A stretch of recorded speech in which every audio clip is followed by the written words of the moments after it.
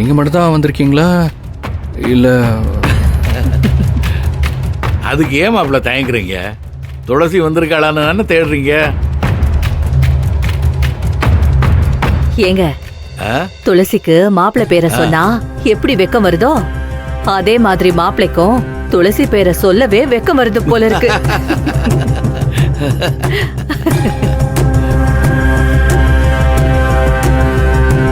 இவங்க வேற இங்க என்ன நடந்துட்டு இருக்குன்னு தெரியாம துளசின்னு கடு பேசிட்டு இருக்காங்க. துளசியும் வர்றதா தான் மாப்பிள்ள இருந்துச்சு. கல்யாணம் நிச்சயம் ஆகுறதுக்கு முன்னாடி பொண்ணை முறப்பையன் வீட்டுக்கு கூட்டிட்டு போக கூடாதுன்னு பெரியவங்க சொல்லிட்டாங்க. அதனால கடைசி நேரத்துல கூட்டிட்டு வரல, விட்டுட்டு வர வேண்டியதா போச்சு. ரொம்ப ஆசையா இருந்தா மாப்பிள்ள, கூட்டிட்டு வர முடியாதுன்னு சொன்னதும் பாவம் அவ முகமே வாடி போச்சு.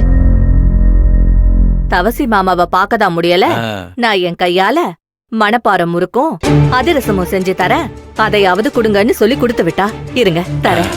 ஐயோ அத்தா இல்ல, நான் சும்மா தான் கேட்டேன். இந்தாங்க பிடிங்க மாப்பிள்ள, பிடிங்க. இல்ல மாமா, மணப்பாறை முறுக்கு ஃபேமஸ். இல்ல மாமா, கிடைக்கும் போது சாப்பிடுங்க. குளிச்சுட்டு அப்புறமா சாப்பிட்டுக்கிறேன். முறுக்கு சாப்பிடுறதுக்கெல்லாம் குளிக்கணுமா? பிடிங்க மாப்பிள்ள, இந்தாங்க இந்தாங்க சாப்பிடுங்க. ஐயோ போதும் போதும் போதும். என்ன மாப்பிள்ள அதுக்குள்ள போதும்? போதும் மாமா போதும்.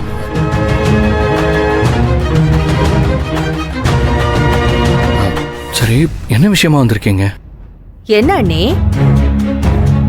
மாப்பிள்ள இப்படி கேக்குறாரு? நீங்க எதுவும் சொல்லலையா?